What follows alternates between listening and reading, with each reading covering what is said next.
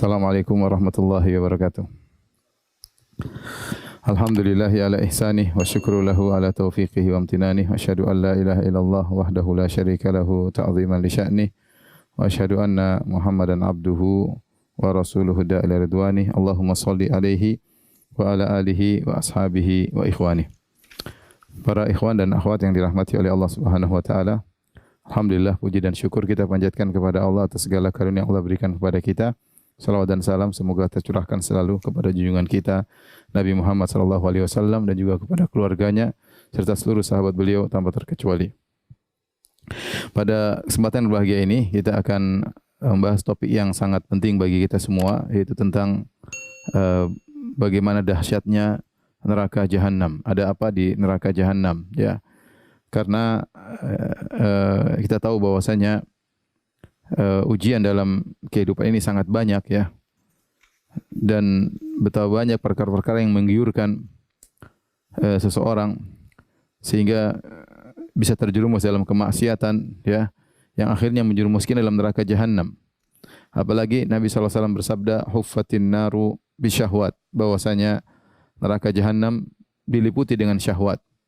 Orang kalau ingin masuk dalam neraka jahanam dia pasti melewati syahwat-syahwat. Itu hal-hal yang sesuai dengan hawa nafsunya. Dan ini sekarang dan beredar, ya, memudahkan orang untuk terjerumus, ya, dalam hal-hal tersebut. Makanya dalam hadis tatkala dalam Sahih Muslim dan juga dalam Sunan dan Al-Musnad Imam Ahmad, kata Rasulullah sallallahu alaihi wasallam, "Lamma khalaqallahu al-jannata wan nar." Tatkala Allah menciptakan surga dan neraka, arsala Jibril, maka Allah pun mengirim Jibril untuk melihat surga dan untuk melihat neraka. Di antaranya setelah melihat surga, Jibril melihat neraka. Thumma arsalahu ilan nar. Kemudian Allah mengirim Jibril kepada neraka. Qala idhhab fanzur ilaiha wa ila ma'atu li ahliha fiha. Wahai Jibril, pergilah engkau dan lihatlah ke neraka dan lihat apa yang aku siapkan bagi penghuni neraka jahanam. Fanadhara fiha, maka Jibril pun melihat kepada isi neraka jahanam. Fa idza hiya yarkabu ba'dhuha ba'dhan, tiba-tiba apinya bergejolak, ya, berlipat-lipat satu di atas yang lainnya. Tsumma raja'a faqala, kemudian iblis balik menuju Allah dan berkata, wa izzatika la yadkhuluha ahadun sami'a biha. Ya Allah, demi keperkasaan Engkau tidak seorang pun yang mendengar tentang neraka jahanam akan masuk dalam neraka jahanam. Tentu siapa yang mau masuk neraka jahanam sementara apinya menyala-nyala saking banyak, akhirnya bertumbuk-tumbuk api tersebut. Fa amara biha fa hufat bisyahwat. Kemudian Allah perintahkan neraka untuk diliputi dengan syahwat. Ya, dengan godaan-godaan yang menarik, ya, yang sesuai dengan syahwat manusia. Tsumma qala idhhab fanzur ila ma a'tu li ahliha fiha. Wahai Jibril, coba pergi lagi lihat kepada neraka jahanam, lihatlah apa yang aku siapkan bagi penghuni neraka jahanam. Fa dhahaba fa nadhara fiha. Kemudian Jibril melihat ternyata neraka sudah diliputi dengan berbagai macam syahwat. Jibril berkata, wa izzatika laqad khasyitu alla yanjuwa minha ahadun illa dakhalaha. Sungguh aku khawatir, demi keperkasaan Engkau ya Allah, aku khawatir tidaklah seorang pun yang selamat dari neraka jahanam, ya, kecuali akan masuk dalam neraka jahanam. Artinya apa? Jibril melihat bahwasanya syahwat yang dipasang oleh Allah untuk meliputi neraka jahanam sangat kuat, sehingga hampir-hampir tidak ada yang bisa selamat dari syahwat tersebut, dan hampir-hampir tidak ada yang selamat dari neraka jahanam karena terjebak dengan syahwat tersebut. Dan ini kita tahu bahwasanya syahwat, ya, begitu banyak, ya. Orang sekarang memuaskan syahwat mereka sepuas-puasnya. Kemudian belum lagi disertai dengan adanya media sosial, adanya internet, ya, sehingga seorang bisa melihat apa yang dia kehendaki, seorang bisa berkomunikasi dengan siapa yang dia kehendaki, ya. Sarana-sarana untuk menuju neraka jahanam sangat mudah. Oleh karenanya pembahasan tentang neraka jahanam sangat penting agar mengingatkan kita semua bahwasanya kehidupan ini hanyalah sementara. Ada kehidupan selanjutnya yang cuma dua pilihan, fariqun fil jannah wa fariqun fis sa'ir. Kata Allah Subhanahu wa taala, sekelompok di surga dan sekelompok di neraka jahanam. Semoga Allah masukkan dalam surga dan menjauhkan dari neraka jahanam. Ya, oleh karenanya barang siapa yang diselamatkan dari neraka dan masuk surga, kata Allah Subhanahu wa taala, faman zuhziha 'anil nari wa udkhilal jannata faqad faz. Barang siapa yang diselamatkan dari neraka jahanam dan dimasukkan dalam surga, sungguh dia telah sukses, sungguh dia telah berhasil. Itulah kesuksesan yang sungguhnya Itulah keberhasilan sungguhnya tatkala seorang selamat dari neraka jahanam dan masuk dalam surga. Baik, para pemirsa yang dirahmati Allah Subhanahu wa taala, pembahasan kita cukup panjang pada kesempatan kali ini, tapi saya akan berusaha meringkas agar terbayang bagi kita ya tentang hal-hal yang berkaitan neraka jahanam. Kemudian juga ada pembahasan tentang akidah Ahlussunnah wal Jamaah tentang neraka jahanam. Ya, saya sudah siapkan di papan tulis. Silakan para pemirsa bisa mengikuti dengan baik ya. Pembahasan kita tentang an-nar, tentang neraka jahanam, saya bagi menjadi dua ya. Ya, sebenarnya ada 4 pembahasan. Ada sifat-sifat neraka, ada model-model siksaan, kemudian ada siapa saja penghuni neraka jahanam, dan amalan-amalan apa saja yang menghindarkan seorang dari neraka jahanam. Tetapi siapa penghuni neraka jahanam dan amalan-amalan apa yang bisa menghindarkan seorang dari neraka jahanam tidak saya bahas. Saya ingin bahas tentang fokus tentang nerakanya ya. Bagaimana sifat-sifat neraka dan apa model-model siksaan yang Allah siapkan di neraka jahanam. Baik. Perhatikan para pemirsa yang dirahmati Allah Subhanahu wa taala. Akidah Ahlussunnah ya meyakini bahwasanya neraka sudah ada. An-naru makhluqatun mawjudah. Neraka sudah ada ya. Tidak seperti perkataan sebagian ahlul bidah yang mengatakan neraka dan surga belum ada. Adapun dalil bahwasanya neraka sudah ada sangat banyak ya. Di antara dalil yang paling sharih, yang paling tegas, hadis tadi yang saya sebutkan ya di awal pengajian tatkala Allah lamma khalaqallahul jannah wan nar arsala Jibril ya tatkala Allah menciptakan surga dan neraka, Allah kirim Jibril untuk melihat surga. Setelah melihat surga, Allah arsalahu ilan nar, Allah suruh dilihat neraka jahanam. Ini dalil bahwasanya neraka sudah ada, ya. Neraka sudah ada. Kemudian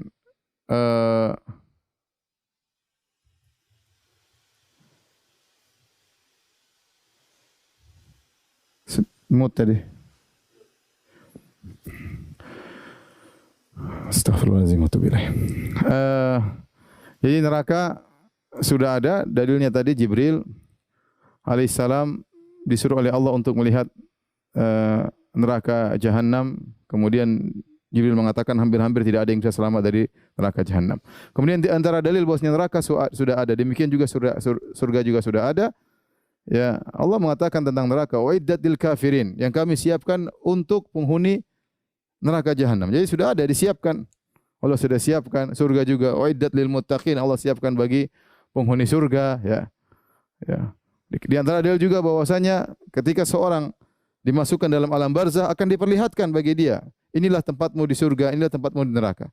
Maka bagi penghuni surga di alam barzah, dia mengatakan, dia berdoa ingin segera tiba hari kiamat agar dia segera menuju ke surga yang sudah disiapkan untuknya. Adapun penghuni neraka jahanam, maka dia berdoa agar tidak segera tiba hari kiamat karena dia tahu bahwa siksaan lebih pedih sedang menantinya di neraka jahanam. Jadi ada. Adapun mereka yang menolak neraka sudah ada, kata mereka, apa fungsinya neraka ada? Ya, apa fungsinya? Kita bilang itu urusan Allah Subhanahu wa taala, ya. Dan fungsinya sudah ada tadi untuk memperlihatkan kepada para orang-orang di alam barzakh, ya.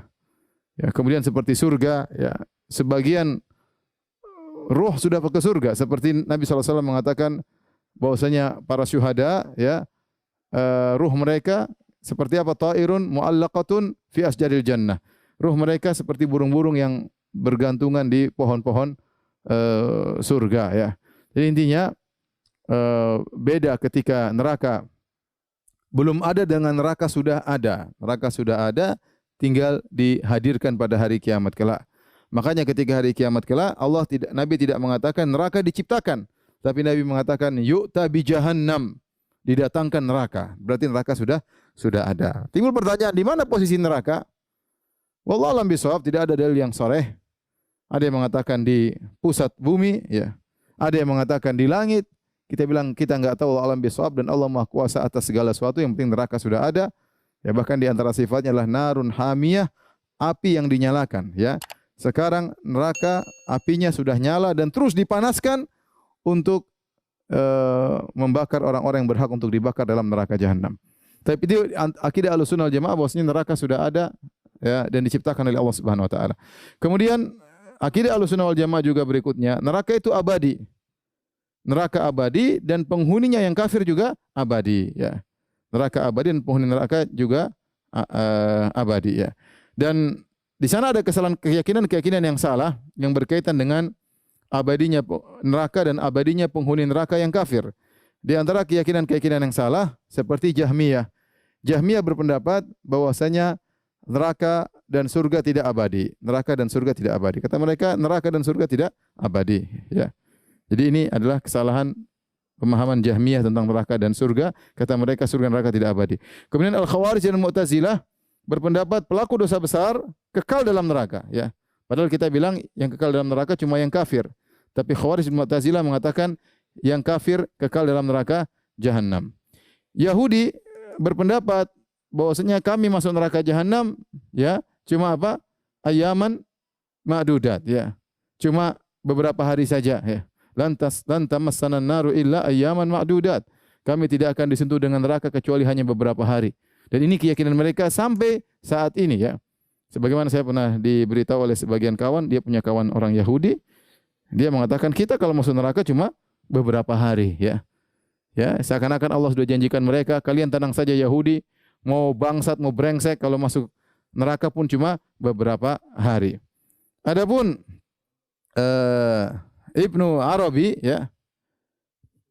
Ibnu Arabi berpendapat bahwasanya orang yang masuk dalam neraka Jahannam dibakar dan dibakar dan dibakar, setelah dibakar sekian lama mungkin ribuan tahun, lama-lama dia sudah bisa adaptasi. Setelah dia bisa adaptasi, berarti dia merasakan neraka tersebut suatu kelezatan, bukan lagi suatu siksaan.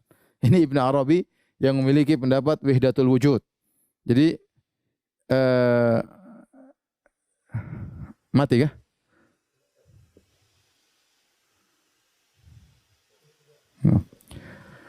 Maka orang-orang Ibnu Arabi berpendapat bahwasanya orang yang masuk dalam neraka Jahannam akan disiksa dan lama-lama dia terbiasa dengan siksaan tersebut dan akhirnya dia akan merasa lezat dengan api neraka Jahannam. Waliyadzubillah, mungkin dia termasuk dari orang-orang tersebut ya. Jadi inilah penyetus atau bukan yang mendengung-dengungkan akidah wahdatul wujud, bahwasanya Allah bersatu dengan makhluknya.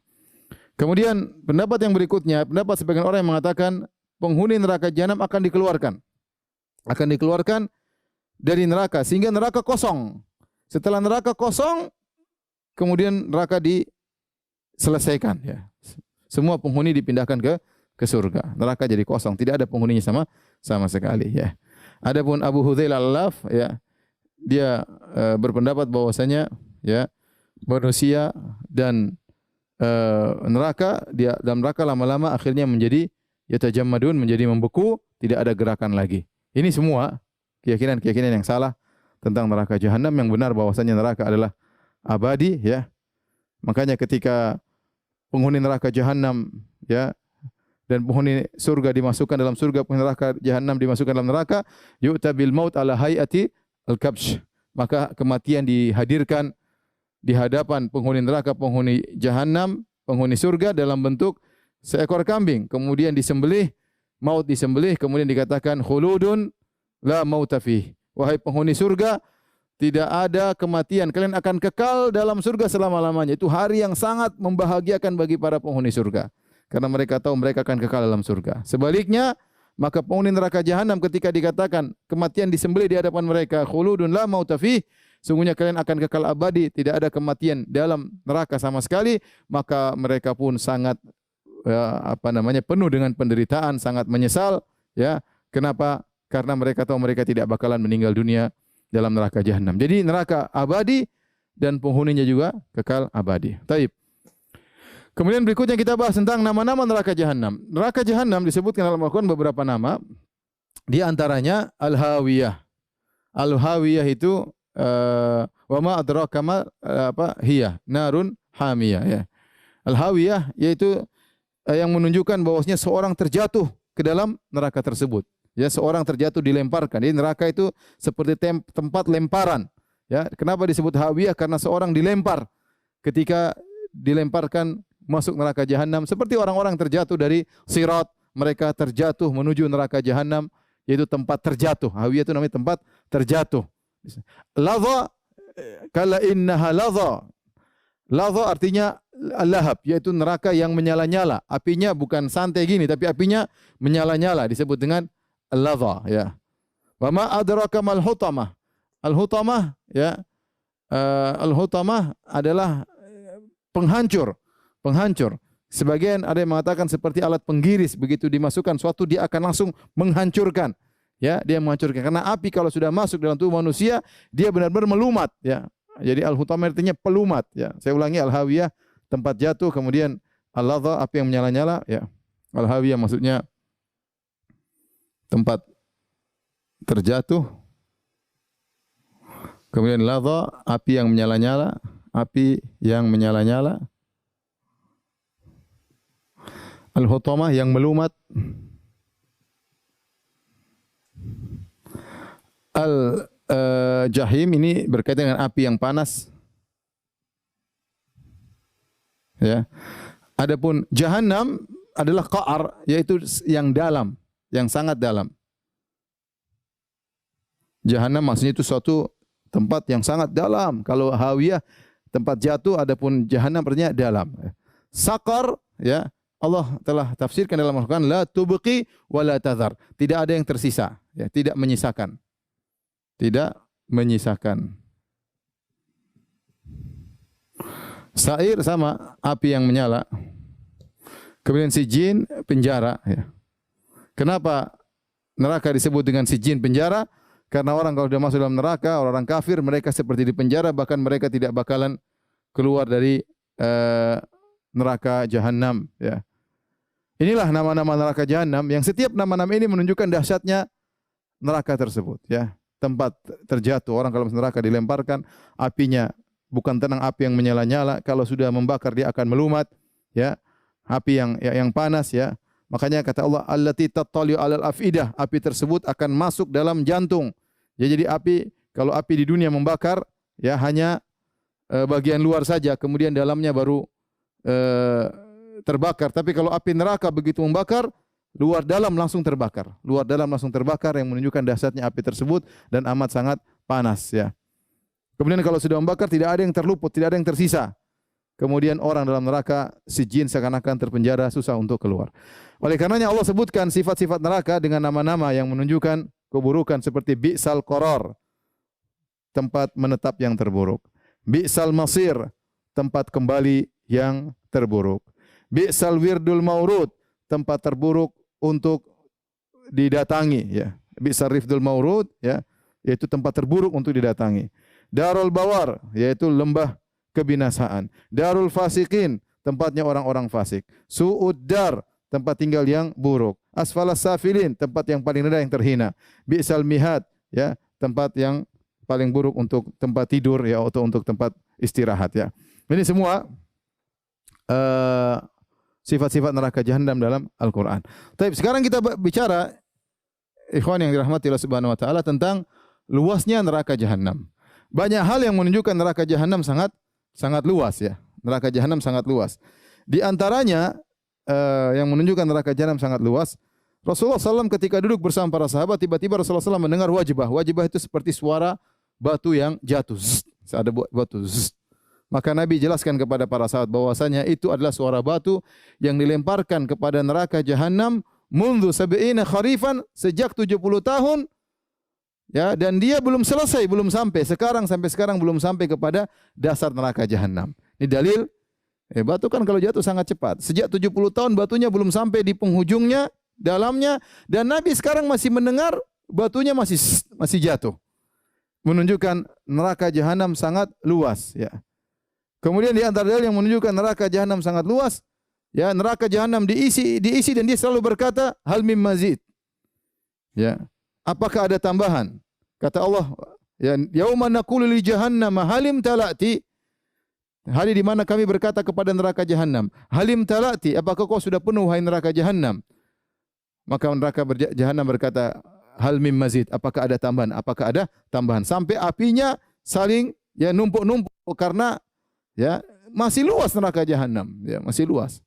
Kosong, pingin diisi terus. Ini menunjukkan luasnya neraka jahanam. Di antara dalil yang menunjukkan luasnya neraka jahanam, dalam hadis Nabi SAW mengatakan, Inna syamsa wal qamara mukawwarani yaumal qiyamati finnar. Bahwasanya matahari dan rembulan dilemparkan pada hari kiamat kelak di neraka jahanam. Kita tahu matahari luasnya kayak apa, rembulan besarnya kayak apa, dimasukkan dalam neraka jahanam. Dimasukkan dalam neraka jahanam menunjukkan neraka jahanam sangat-sangat luas ya. Cukup buat manusia di atas muka bumi ini semuanya apa? Cukup ya. Sangat luas, tidak ada coupling yang sudah full di neraka jahanam. Ya. Oleh karenanya ini menunjukkan kengerian neraka jahanam karena tempatnya sangat luas. Ya, kemudian juga di antara dalil yang menunjukkan besaran neraka jahanam dalam hadis kata Nabi sallallahu alaihi wasallam, "Yu'ta bi jahannam yaumal qiyamati laha sab'una alfa zimamin, likulli zimamin sab'una alfa malakin yajurrunahu." Ya, kata Nabi sallallahu alaihi wasallam, didatangkan hari kiamat kelak neraka jahanam yang memiliki 70 tali, 70.000 tali, dan masing-masing tali ya ditarik oleh 70.000 malaikat menarik neraka jahanam untuk dihadirkan kepada orang-orang kafir atau orang-orang yang berhak untuk masuk dalam neraka jahanam. Berarti ada sekitar 4 miliar sekian malaikat, 4 miliar 900 juta malaikat yang menghadirkan neraka jahanam, dan kita tidak tahu satu malaikat besarnya seperti apa. Kalau malaikat Jibril saja dengan sayapnya kemudian mengangkat negeri Sodom di langit kemudian dihancurkan, begitu kuatnya malaikat Jibril, apalagi tidak tahu malaikat yang menghadirkan malaikat neraka yang begitu besar kemudian dihadirkan oleh para malaikat. Ini semua dalil bahwasanya neraka jahanam sangatlah luas ya. Kemudian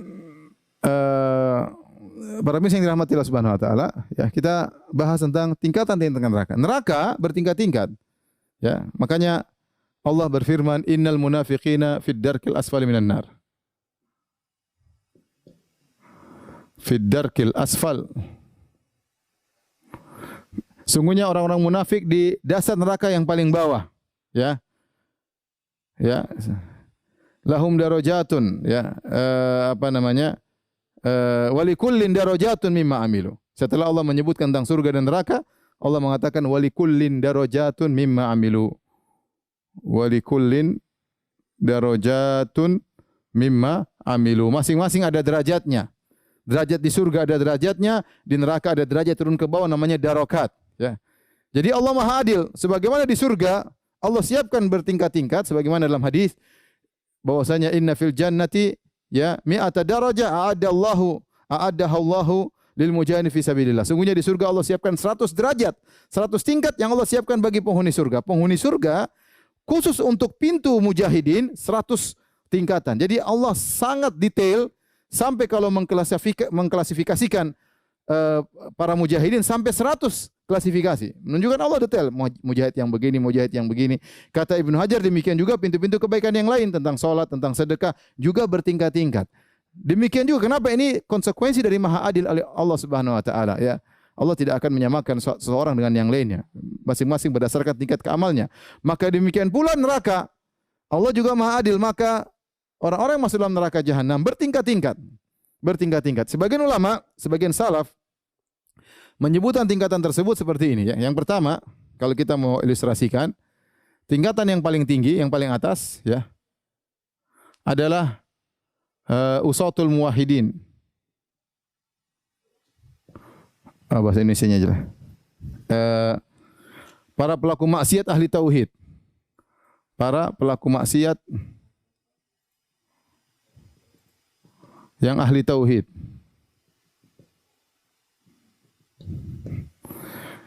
Kemudian setelah itu baru nerakanya orang-orang kafir ya.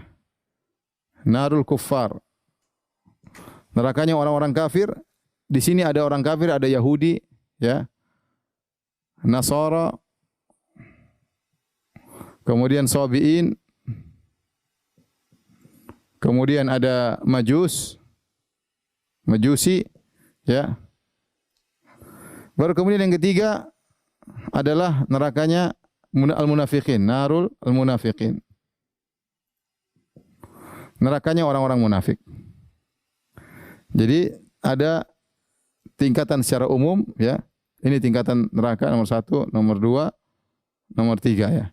Yang pertama bahwasanya pelaku maksiat, nerakanya beda dengan nerakanya orang kafir. Nerakanya dia paling tinggi ya. Setelah itu baru nerakanya orang-orang kafir. Orang kafir ada Yahudi, ada Nasara, ada Sabi'in, ada Majusi ya. Kemudian ada nerakanya orang-orang munafik. Nerakanya munafik sini juga musyrikin Arab ya. Majusi kemudian musyrikin Arab.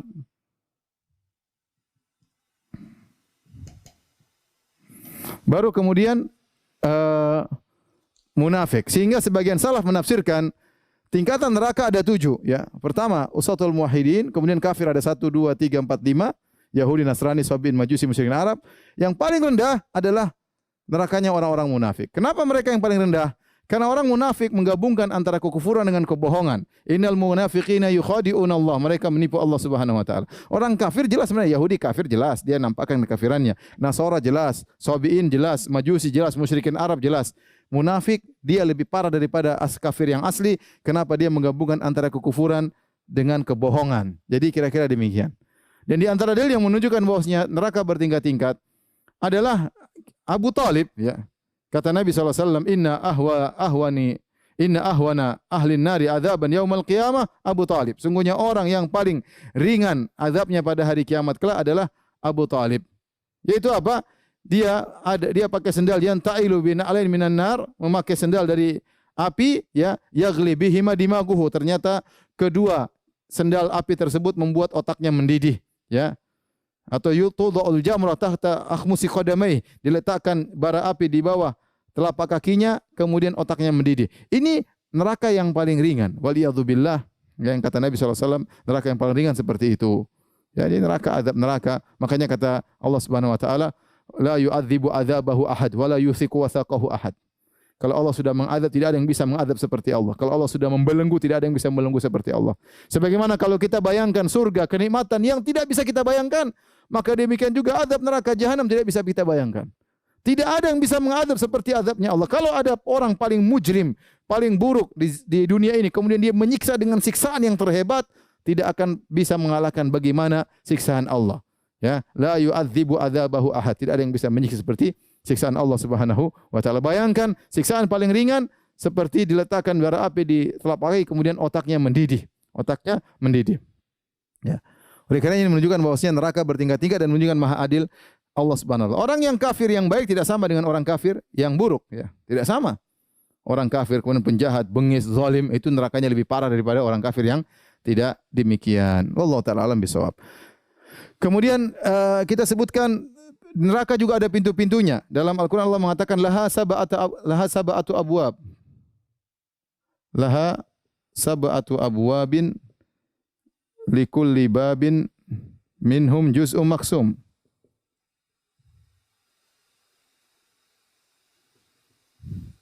Kata Allah Subhanahu wa taala, neraka itu punya 7 pintu dan setiap pintu sudah ada bagiannya. Sudah ada yang Allah takdirkan, sudah ada Allah yang ini orang-orang neraka lewat pintu sini. Penghuni neraka ini lewat pintu sini. Sudah ada bagian-bagiannya. Ya, yang pintu tersebut wallahu alam bagaimana bentuknya. Namun setiap pintu sudah ada bagiannya, orang-orang yang sudah ditetapkan oleh Allah akan masuk dari pintu tersebut, ya, sudah ditetapkan oleh Allah Subhanahu wa taala. Yang pintu-pintu tersebut ditutup oleh Allah Subhanahu wa taala. Ya.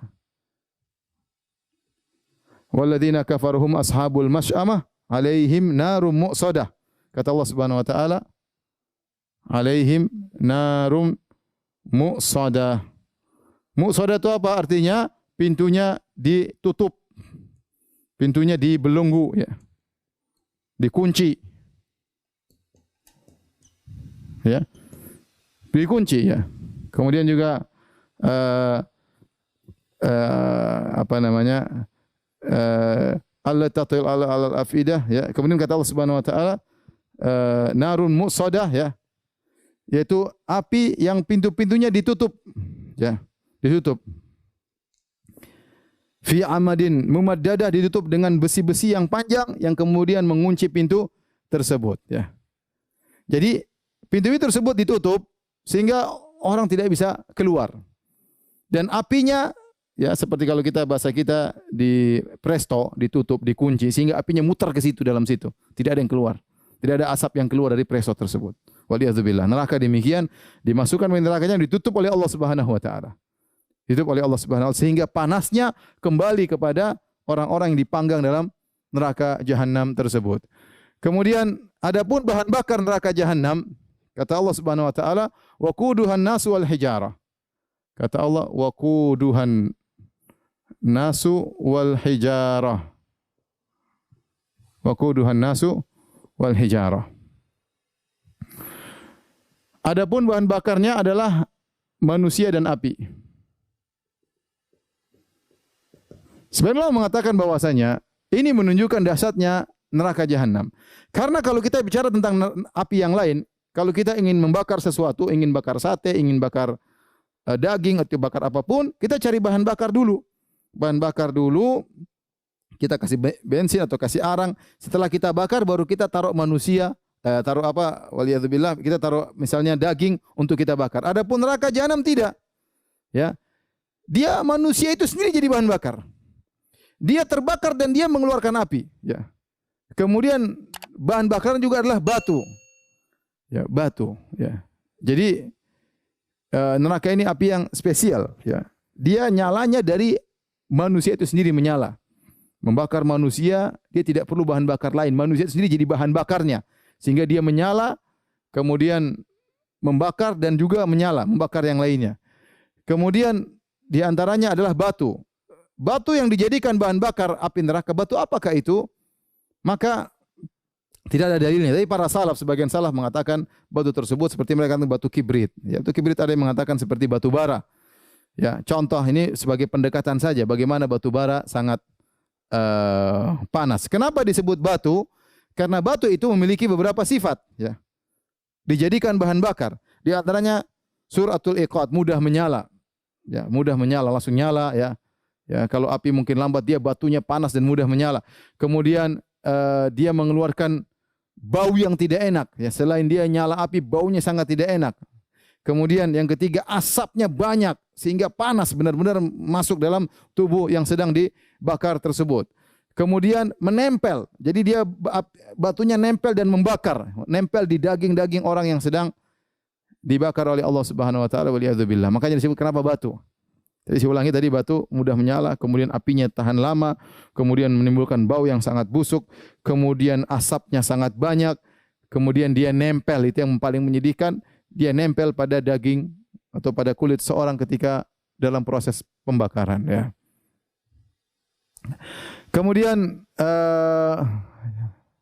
penjaga neraka, Allah sebutkan penjaga neraka adalah malaikat yang kasar, yang keras. Para malaikat yang kasar, keras dan keras. Alaiha malaikatun ghiladzun syidad. Kata Allah, di neraka jahanam ada neraka-neraka gilaz, yaitu kasar, syidad, keras. Ya. Jadi Allah gambarkan malaikat tersebut sangat mengerikan. Dan Allah sebut dalam ayat yang kata Allah, alaiha tis'ata asyar. Bahwasanya di neraka ada 19 malaikat. Ketika Abu Jahal atau orang-orang Quraisy mendengar bahwasanya di neraka cuma 19 malaikat, dia mengatakan, gampang, cuma 19 kita lawan. Saya bisa lawan 19, atau enggak kita kumpulan orang lawan 19 malaikat tersebut. Mereka tidak tahu bahwasanya malaikat-malaikat tersebut sangat dahsyat. Satu malaikat saja tidak, mereka satu dunia menghadapi tidak bisa. Apalagi 19 malaikat, yaitu malaikat-malaikat yang kasar, yang keras dan tegas, yang siap menjaga neraka jahanam tersebut, ya, sehingga mereka ketika disiksa, mereka diawasi oleh malaikat-malaikat tersebut. Ya, waliyadzubillah. Taib. Setelah itu kita bahas tentang panasnya neraka jahanam. Panasnya neraka jahanam. Adapun apinya sangat panas, kata Allah Subhanahu wa taala, narun hamiyah. Narun hamiyah. Apa narun hamiyah? Artinya api yang dipanaskan. Jadi api sudah panas, dipanaskan terus oleh Allah. Terus sekarang neraka sudah ada dan dipanaskan sampai mencapai puncak yang sangat panas, disiapkan untuk membakar orang-orang yang berhak untuk dibakar, ya. Kemudian 3 perkara ini Allah sebutkan, ya. Fa ashabu shimali ma ashabu shimal fi samumi wa hamim wa dhillim yahmum la baridi wala karim. Sungguhnya pengikut yang bagian kiri neraka jahanam, fi samumi wa hamim wa dhillim yahmum, ya. Mereka di dalam api, kemudian dalam angin, kemudian dalam air yang panas, ya. wa dhillim yahmum. Kemudian juga naungan yang sangat panas. Jadi di neraka ada dua, ada api, ada hal-hal yang tiga perkara ini. Kalau di dunia merupakan sumber dingin, sumber kesejukan. Di dunia tiga perkara ini kita cari kesejukan apa? Cari angin, angin sepoi-sepoi. Kalau enggak kita air dingin, kalau enggak kita ada naungan zil. Tetapi ternyata di neraka semuanya ini sumber panas. Ya. Anginnya panas, airnya hamim. Ya. Kalau diminum melelehkan seluruh anggota tubuh, usus-usus menjadi hancur. Ya. Naungan juga asap yang tebal, yang panas. Kalau kita mau bilang, kalau di Gunung Merapi ada namanya Wedus Gembel, yaitu api, asap tapi bisa sampai 800 derajat. Kalau mengenai orang langsung hangus. Di neraka juga ada sisaan seperti itu. Bukan sekedar api. Angin yang sepoi-sepoi yang menghembus sangat panas. Airnya juga sangat panas. Ya. Kemudian jangankan airnya, bahkan naungannya, asap tersebut sangat panas. Ya. Kalau di dunia saja kita lihat Wedus Gembel 800 derajat. Apalagi kalau naungan di neraka Jahannam. Taib. Ini semua kira-kira berkaitan dengan neraka Jahannam. Sekarang kita masuk pada poin kedua tentang model-model siksaan yang bisa dialami oleh para penghuni neraka Jahannam. Ya, model-model siksaan. Taib, di antaranya para misal yang dirahmati Allah Subhanahu Wa Taala. Di neraka mereka makan dan minum. Di neraka mereka makan dan minum. Tapi makanan yang Allah siapkan adalah dhari', zakum, wa ta'aman dha gussah, kemudian api. Minuman ada al-hamim, ada gislin, ada gossak. Apa saja ini? Ya. Dhari', sebagaimana Allah sebutkan dalam surat Al-Ghasyiyah, laisa lahum ta'amun illa min dhari'. Ya. Tidak ada makanan bagi mereka kecuali ad-dhari'. Ad-dhari' itu kalau di dunia adalah semacam buah yang berduri. Yang kalau dimakan oleh onta maka dia akan kesakitan karena berduri dan tidak enak. Dia salah makan buat dia kemudian kesakitan. Nah, adapun dhari' ya di neraka kayak apa wallahu a'lam bishawab, tapi berduri ya, namanya makan berduri apa enaknya? Dhari'. Kemudian di antara makanan mereka zakum. Inna syajarataz zakum ta'amul athim. Bahwasanya zakum adalah makan orang-orang pendosa pada hari kiamat kelak. Ya, makanya ketika Nabi berbicara tentang zakum, ini kayaknya buah zakum ya. Nabi mengatakan lau anna qatratan minaz zakum qatarat ala ahli dunya la afsadat ala ma'aishihim. Ya, kalau ada satu getah saja, satu tetes getah jatuh dari buah zakum, jatuh di atas muka bumi ini, maka seluruh penghuni bumi akan rusak kehidupan mereka. Kenapa? Bau yang sangat busuk. Saya sering gambarkan misalnya dalam satu rumah, kemudian ada bangkai tikus ya. Kemudian meskipun kita hidup dengan kemewahan, meskipun kita ada kulkas, ada makanan enak, ada hal yang lezat, tapi kalau ada bangkai tikus kita nggak bisa menikmati hidup tersebut. Kenapa? Saking baunya. Nah, Nabi mengatakan kalau ada satu tetes saja dari buah zakum jatuh ke bumi, rusak seluruh penghuni bumi ini, kehidupan mereka rusak. Bagaimana kalau itu jadi makanan mereka? Ya, mengerikan. Waliyadzubillah. Kemudian wa ta'aman dha gussah. Ta'aman dha gussah itu apa? Yaitu makanan yang nyangkut di sini. Gussah itu orang makan tersangkut. Bisa jadi dhari atau yang lainnya. Kalau mereka makan tidak langsung masuk ke dalam perut, nyangkut sini, dan kita tahu kalau ada tulang saja sini kita nggak enak banget. Nyangkut, apalagi makanan nyangkut sini itu sejenis penderitaan. Selain makanan mereka yang sangat tidak enak, sangat busuk dan yang lainnya, kemudian juga nyangkut di leher mereka. Kemudian di antaranya mereka makan api. Seperti firman Allah Subhanahu wa taala, "Innal ladzina ya'kuluna amwalal yatama dzulman innama ya'kuluna fi butunihim nara." Sungguhnya orang-orang yang makan harta anak yatim dengan kezaliman, sungguhnya mereka makan api dalam perut mereka. Seakan-akan mereka makan jamrah, mereka makan sehingga masuk dalam perut mereka. Taib. Timbul pertanyaan, apakah 4 makanan ini adalah santapan mereka sehari-hari ataukah berdasarkan tingkatan-tingkatan neraka? Ada khilaf di kalangan para ulama. Ada yang mengatakan ini makanan ada suatu di tingkatan api neraka yang hanya makan dhari, karena Allah mengatakan laisa lahum ta'amun illa min dhari. Ya. Wala dalam ayat yang lain wala ta'amun illa min ghislin. Ghislin ini cairan ya, nanah dan yang lainnya. Jadi dalam ayat Allah mengatakan tidak ada makanan kecuali dhari, dalam ayat yang lain mereka tidak makan kecuali gislin. Ya, dalam ayat yang disebutkan zakum, dalam ayat yang disebutkan makanan yang nyantol di leher. Dalam ayat yang lain mengatakan mereka makan bara api dalam perut mereka. Taib. Apakah mereka semua akan merasakan makanan ini? Ada dua pendapat. Pendapat pertama mengatakan masing-masing tingkatan di neraka ini punya makanan khusus. Punya makanan khusus. Ini pendapat pertama. Pendapat kedua tidak. Semuanya mereka akan makan tapi jadwal makannya beda-beda. Ada jadwal makan dhari, ada jadwal makan zakum, ada jadwal makan api dan yang lainnya. Ada jadwal minum hamim, ghuslin dan ghassak. Taib. Intinya mereka akan makan dan minum. Adapun minuman al-hamim, ya. Mereka kehausan ketika di neraka jahanam. Mereka kehausan. Kata Syekh Utsaimin rahimahullah taala, karena mereka begitu lama di padang mahsyar 50.000 tahun di bawah terik matahari yang sangat panas. Sehingga ketika mereka masuk di neraka, mereka dalam kondisi sangat lapar, sangat haus. Sehingga mereka minta makan. Ya. Mereka minta minum kepada Allah Subhanahu wa taala. Yughathu bima'in kal muhli yashwil wujuh. Mereka minta, ya Tuhan kami, berikan kami minum. Allah kasih minum, tapi apa? Air sangat panas, hamim. Seperti minyak yang mendidih. Ya, baru ditaruh di muka, maka kulit-kulit muka mereka sudah berguguran, ya, meleleh, kemudian mereka minum. Ketika mereka minum, kata Allah, sukuma'an hamiman, mereka diminumkan dengan air sangat panas, faqatta'a am'a'ahum, maka menghancurkan, ya, usus-usus mereka. Usus jadi hancur gara-gara air yang sangat panas.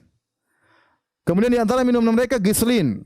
Gislin sama dengan ghassak. Gislin ini apa? Ini cairan penghuni neraka jahanam.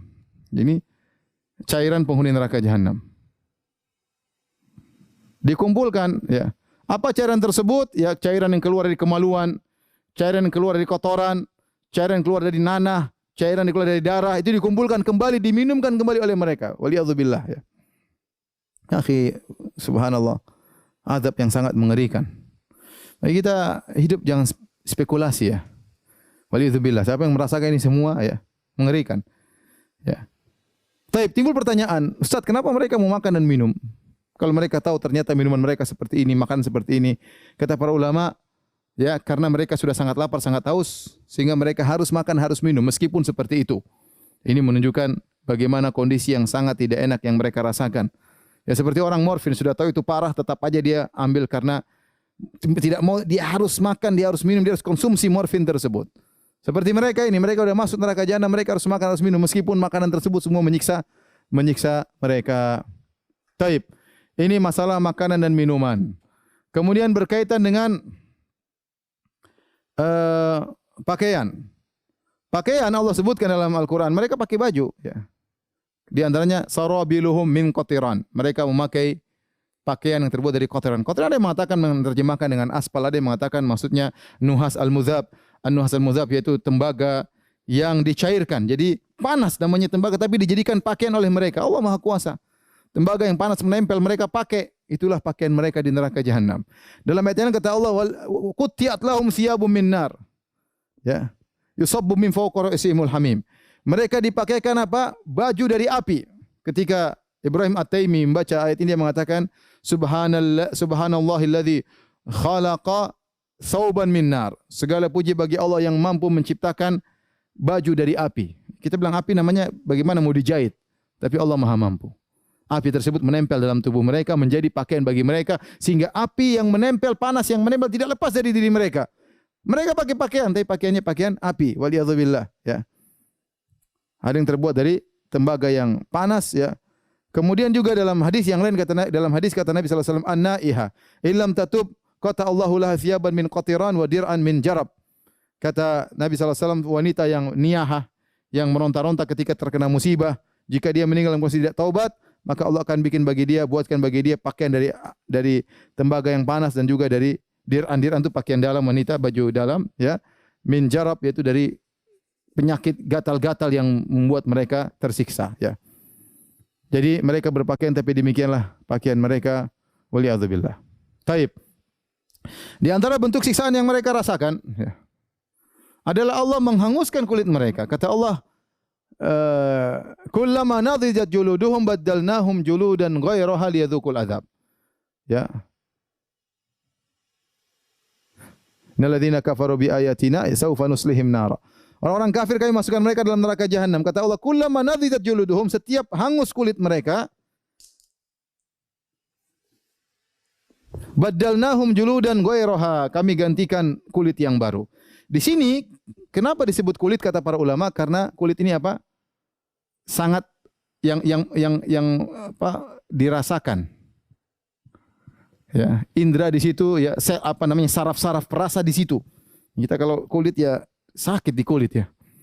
Sebelum yang kena lainnya di kulit itu sempat perasa indra yang dirasakan di kulit, dan itu yang pertama dibakar kemudian hangus ya, hangus. Setiap kulitnya hangus ganti lagi, setiap kulitnya hangus ganti lagi. Alhamdulillah ya. Bayangkan mereka diazab, dibakar ya. Makanya ketika seorang salah membaca allati tattali alal afidah, api yang membakar langsung masuk dalam dada mereka. Langsung dibakar luar dalam, bukan cuma bagian luar aja yang hangus, dalam juga dimasukin oleh api langsung dalam satu saat, dan mereka tidak mati, dibakar hidup-hidup. Ya. Ya. La yamutu fiha wa la yahya. Tidak mati, tidak hidup. Mau dibilang hidup, dibakar lagi, dibilang mati juga tidak mati. Jadi disiksa kulit mereka, setiap hangus diganti lagi. Kemudian berbicara tentang wajah. Jadi ada bagian-bagian tubuh yang Allah fokuskan, di antaranya kulit ya, karena dia adalah sumber perasa, di antaranya wajah. Wajah ini banyak model-model siksaan kepada wajah-wajah orang di hari kiamat kelak disiksa. Kenapa? Wajah adalah tempat paling mulia bagi manusia. Ternyata itulah tempat fokus yang akan Allah siksa pada hari kiamat kelak. Di antara siksaan yang Allah berikan berkaitan dengan wajah, ya. Allah mengatakan, ya, wa nahsyurhum yaumal qiyamati ala wujhihim umyan wa bukman wa summa. Kami kumpulkan mereka pada hari kiamat kelak, di atas wajah mereka, digeret di atas wajah mereka. Ya. Kemudian apa? Umyan wa bukman wa summa, dalam kondisi buta, dalam kondisi bisu, dalam kondisi tuli, dipermalukan oleh Allah Subhanahu wa taala. Ya, kenapa waktu masih hidup penglihatannya tidak gunakan untuk beriman? Ya, kemudian mulutnya digunakan untuk ngomong yang tidak benar, telinganya digunakan untuk mendengar yang tidak benar, maka mereka pada hari kiamat dibangkit dalam kondisi demikian. Nanti dibiarkan bicara lagi, tapi ada suatu kondisi di mana mereka dihinakan dengan demikian. Kemudian juga dalam ayat yang lain, afamay yamshi mukibban ala wajhihi ahda. Kata Allah, afamay yamshi mukibban ala wajhihi. Apakah orang yang pada hari kiamat kelak berjalan di atas wajahnya, dibangkitkan dalam kondisi wajahnya berjalan di atas wajah. Yang mengerikan. Itu baru di padang mahsyar, belum kali neraka jahanam. Di neraka kata Allah tentang wajah, talfahu wujuhumun nar. Maka pada hari kiamat api membakar wajah mereka. Allah sebutkan khusus wajah karena tempat mulia seseorang. Situlah disikat oleh api, dijadikan fokus pembakaran oleh Allah Subhanahu wa taala. Kemudian faqubbat wujuhum finnar. Wajah mereka dilemparkan dalam neraka jahanam, ya, dijerumuskan dalam neraka jahanam. Wajah jadi fokus ya. Semua disiksa anggota tubuh semua disiksa, tapi wajah menjadi fokus. Karena tempat paling mulia seorang, namun dia paling dihinakan pada hari kiamat. Dahulu dunia sombong, angkuh dan yang dengan wajahnya, dengan mimiknya, dengan lisannya, ya, maka pada hari kiamat disiksa situ wajahnya oleh Allah Subhanahu wa taala. Yang lebih ngeri lagi kata Allah, yauma tuqallabu wujuhum finnar. Hari di mana wajah mereka dibolak-balikkan di neraka. Kita kalau antum misalnya bakar sate, bolak-balik kan, bakar ikan, bolak-balik. Tapi di neraka bukan ikan yang wajah seseorang dibolak-balik oleh Allah Subhanahu wa taala. Dibakar seperti bakar sate, seperti bakar ikan. Kemudian yauma innal mujrimina fi dhalali wa su'ur yauma yushabuna fin nari ala wujuhihim. Yauma yushabuna fin nari ala wujuhihim. Hari di mana wajah mereka ditarik, digeret menuju neraka jahanam, digeret. Jadi wajah digeret. Disusah dibakar kemudian digeret di api, digeret, mengerikan. Fokus juga kepada wajah. Kemudian apa? Dihitamkan. Yauma tabyadu wujuh wa taswaddu wujuh. Hari di mana ada wajah berseri-seri, ada wajah hitam. Orang di mana tidak hitam dibakar, dikasih api. Maka inilah siksaan-siksaan yang berkaitan dengan wajah orang-orang penghuni neraka jahanam. Kemudian api yang membakar mereka meliputi mereka, ya. Api yang membakar mereka meliputi. Jadi seorang, ya, ahata bihim suradiquha, ya. Kata Allah, ketika mereka masuk dalam neraka, nyala api meliputi mereka. Jadi tidak ada bagian tubuh yang lolos dari api. Apinya benar-benar meliputi mereka, ya. Kata Allah, lahum jahannam dalam surat Al-A'raf, lahum jahannamu mihadun wa min fawqihim ghawash. Ya, di mereka, ya, mihatnya tempat tidur. Mereka bertempat tidur dengan api. Wa min fawqihim ghawash, berselimutkan dengan api. Lahum dhulalum minan nari Ya, lahum min fawqihim dhulalun minan nari wa min tahtihim dhulal. Dzalika yukhawwifullahu bihi ibadahu ya ibadi fattaqun. Kata Allah Subhanahu wa taala, jadi tempat tidurnya api, selimutnya api, menunjukkan api meliputi mereka. Tidak ada satu bagian kulit pun yang lolos daripada api. Kemudian lahum min fawqihim dhulalun minan nari, di atas mereka tumpukan-tumpukan api. Wa min tahtihim dhulal, di bawah juga tumpukan, bukan satu tumpuk aja, api bertumpuk-tumpuk. Meliputi mereka, tidak bisa keluar. Ya. Kata Allah juga, wa inna jahannama la muhitatun bil kafirin. Sungguhnya neraka jahanam meliputi orang-orang kafir. Ya, enggak ada. Mau bernapas sedikit, mau sejuk sedikit, enggak ada. Di antara siksaan yang Allah berikan kepada usus, ya, usus Allah siksa. Ya, seperti dalam hadis kata Nabi SAW, Ra'aitu Amr bin Luhai al-Khuzai yajurru qasbahu finnar. Aku melihat Amr bin Luhai al-Khuzai, salah seorang tokoh musyrikin di zaman jahiliyah. Kata Nabi, aku melihat dia menggeret ususnya di neraka jahanam. Dia tarik ususnya, digeret. Subhanallah. Disiksa sampai ususnya keluar. Di neraka jahanam ditarik ususnya. Kenapa kata Nabi? Li'annahu awwalu man sayyaba sawaib. Kan dia yang pertama kali mengkeramatkan onta-onta, mengkeramatkan kambing-kambing. Dia awal kali membawa kesyirikan di jazirah Arab. Sehingga pada hari kiamat Allah siksa dia di antaranya dengan menggeret ususnya. Demikian dalam hadis tentang dai-dai yang disiksa. Tandaliqu aktabuhum. Tahu-tahu begitu dia disiksa, ususnya keluar, brodol dari duburnya, ususnya keluar, brodol. Setelah itu kemudian ususnya dibuat dia diputar-putar seperti ada tiang, dia mutar-mutar. Orang-orang pada kumpul semua. Bukankah kamu yang telah melarang kami melakukan, kamu telah menyuruh kami beramar ma'ruf? Kata dia, benar. Dulu saya menyuruh kalian, fala ati, aku tidak melakukannya. Wa anhakum wa ati, dan aku melarang kalian tapi aku melakukannya. Ya, siksanya di antaranya ususnya dikeluarkan oleh Allah Subhanahu wa taala, wal iyadzu billah, ya. Di antara siksaan diberi rantai wal aglal, ya. Inna atadna lil kafirin salasila wa aglala wa sa'ira. Kami siapkan bagi orang kafir salasil. Salasil itu adalah rantai, aglal belenggu. Jadi tangannya dibelenggu, kemudian dirantai. Ada yang dikatakan bahwasanya tubuhnya dimasukkan dalam rantai, ya, rantai. Dipaksa oleh Allah masuk dalam rantai, ya. Dan mengerikan. Jadi model siksaan banyak. Di antara model siksaan disuruh manjat, ya. Ini tadi apa? Rantai dan belenggu. Di antara siksaan disuruh manjat. Manjat gunung yang panas.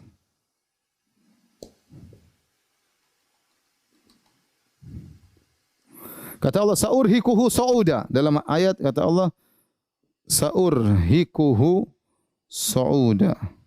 Allah berbicara tentang Walid bin Mughirah. Kata Allah, aku akan melalahkan dia dengan memanjat. Kata para ulama, dia akan disuruh panjat sebuah pohon, sebuah batu yang sangat panas. Disuruh panjat. Kalau dia panjat, maka jari-jarinya meleleh saking panasnya batu tersebut. Tapi disuruh panjat terus. Dibuat lelah terus, lelah untuk manjat. Di antara siksaan ada yang seperti dalam hadis, bagaimana orang yang bunuh diri, man qatala nafsahu bihadidatin, barang siapa bunuh diri dengan besinya, maka besinya pada hari kiamat di tangannya dia tusuk-tusuk dirinya. Ya, ada yang man qatala nafsahu, man tahassa summan faqatala nafsahu. Barang siapa yang minum racun atau konsumsi racun, disiksa pada hari kiamat dengan racun tersebut.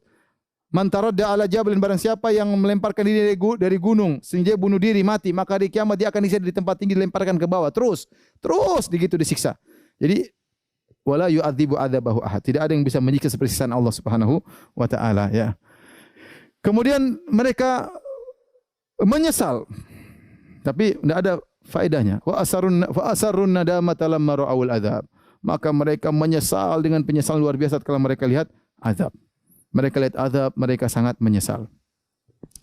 Kemudian kata Allah, wa anzirhum yaumal hasrati idz qudiyal amru hum fi ghaflati wa hum la yu'minun.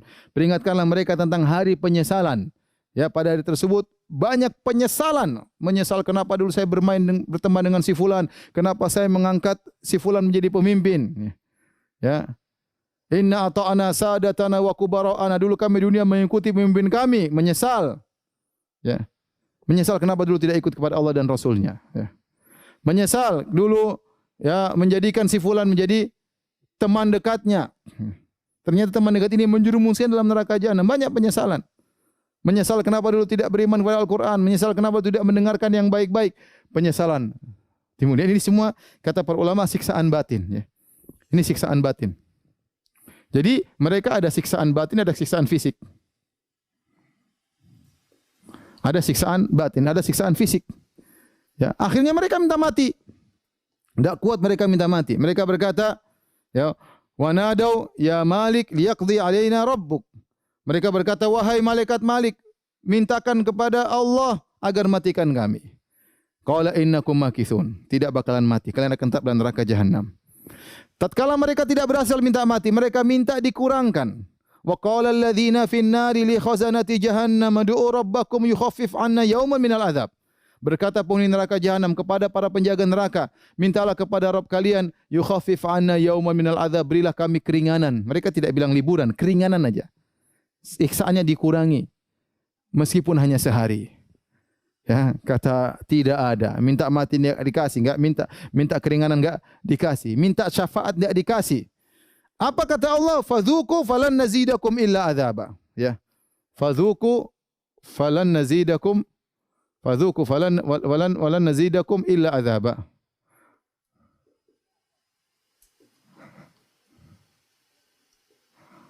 Kami tidak akan menambah bagi kalian kecuali azab. Ini ayat yang paling ditakuti, ya. Adalah ayat yang paling ditakuti oleh orang-orang kafir. Kata Allah, lan nazidakum illa adzaba. Kami tidak akan kasih tambahan kecuali azab. Jadi azab di neraka bukanlah azab yang konstan. Bukanlah azab yang statis, dia dinamis, semakin parah, semakin parah, semakin parah, waliyadzubillah. Dan Allah Maha Kuasa atas segala sesuatu. Ya. Dan ya, azab adapun siksaan batin banyak ya. Di antara siksaan batin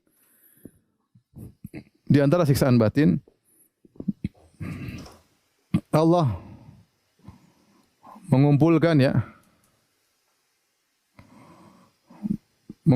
mereka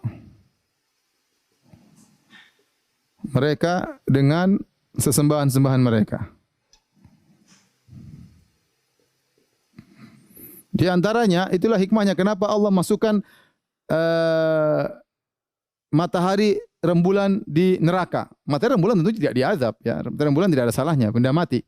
Tetapi dimasukkan dalam neraka supaya para penyembah matahari rembulan semakin pedih. Ini yang mereka sembah ternyata menemani mereka di neraka jahanam. Makanya Allah mengatakan innakum wa ma ta'buduna min dunillahi hasabu jahannam. Sungguhnya kalian dan apa yang kalian sembah akan dimasukkan dalam neraka menjadi bahan bakar neraka jahanam. Yang kalian dan apa yang kalian sembah. Jadi orang-orang penyembah berhala nanti mereka masuk neraka dengan berhala-berhala. Para pembuat patung yang mereka pahat yang kemudian mereka sembah akan masuk neraka bersama patung-patung tersebut. Orang bikin lukisan kemudian mereka sembah akan dimasuk neraka bersama lukisan-lukisan tersebut. Kalian dan apa yang kalian sembah akan masuk neraka bersama kalian. Waliyadzubillah. Kecuali yang mereka sembah orang-orang soleh. Seperti Nabi Isa alaihissalam yang mereka sembah misalnya. Ya, atau mungkin ada yang menyembah malaikat. Maka tidak akan. Tetapi selain itu, maka akan dimasukkan bersama dengan mereka dalam neraka jahanam. Oleh karenanya, yang paling parah bagi mereka tatkala mereka di neraka kemudian iblis berkhutbah ketika itu menyampaikan ya nasihat kepada mereka. Inilah akibat perbuatan kalian yang Allah telah sebutkan dalam surat Ibrahim ya.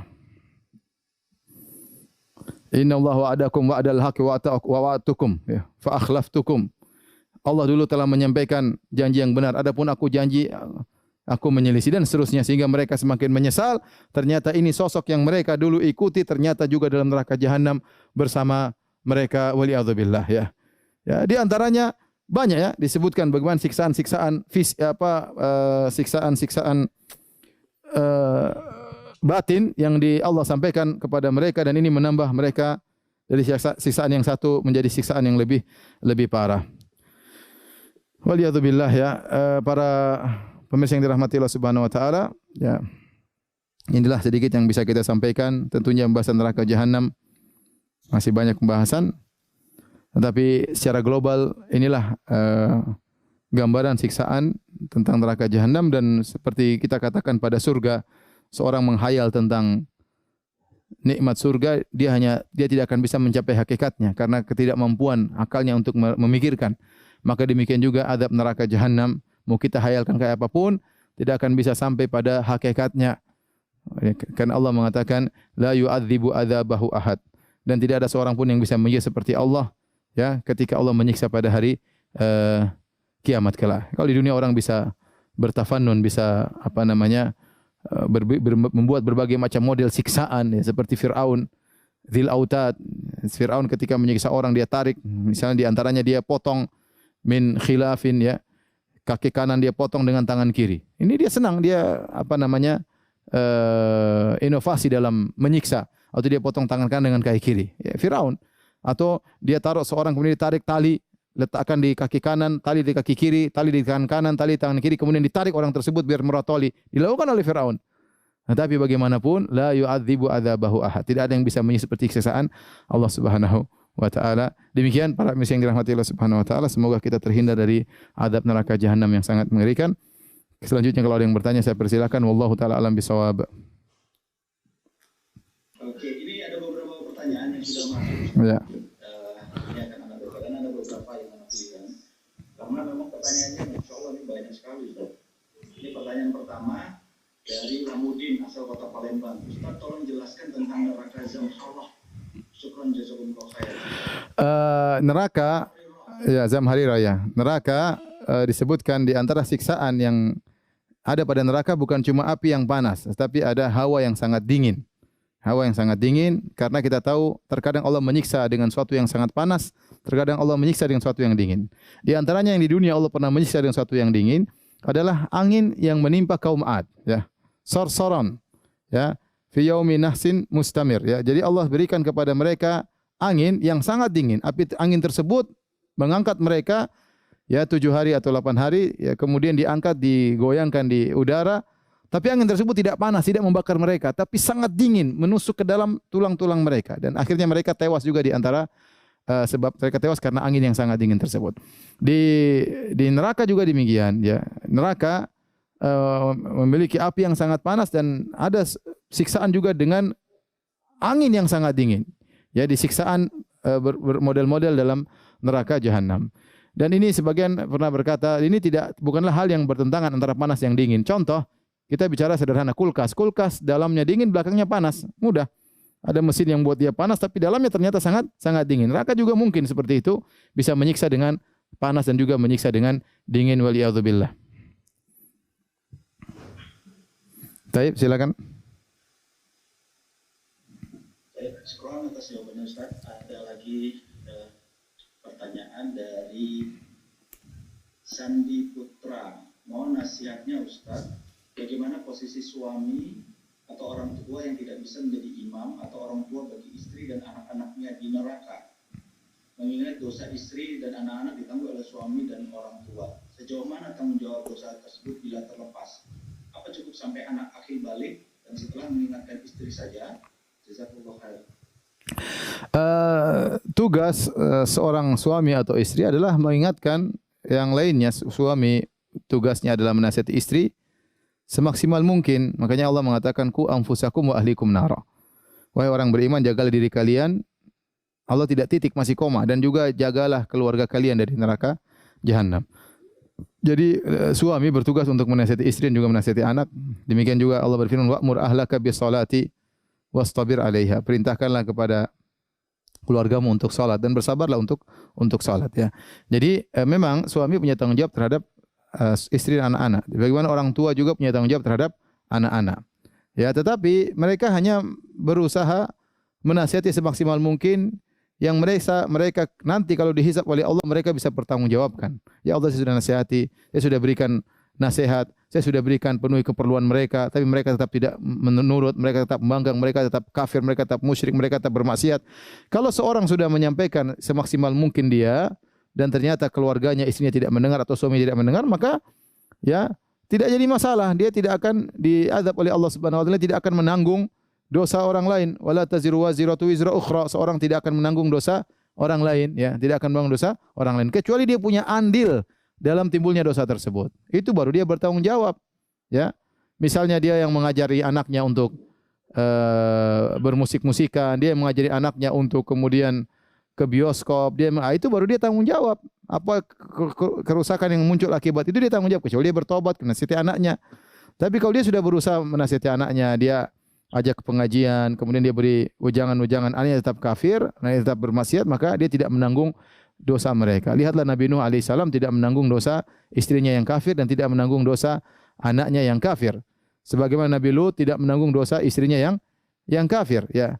Ya karena sebagaimana Imra'atu Fir'aun, ya, istrinya Fir'aun tidak menanggung dosanya Fir'aun.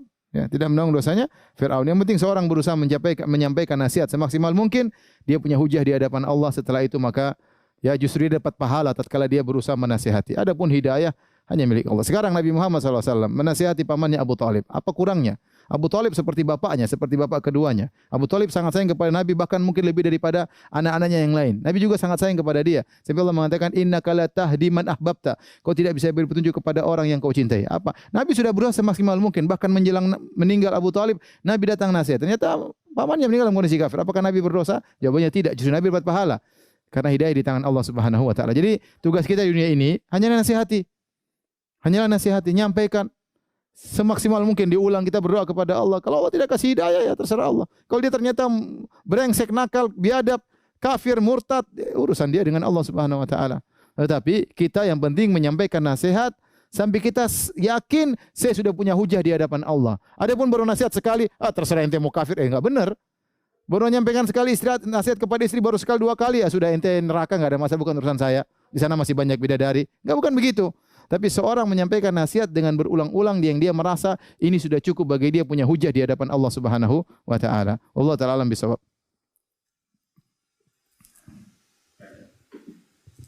Barakallahu fiik Ustaz atas jawabannya. Demikian tadi yang bertanya telah dijawab oleh Ustaz.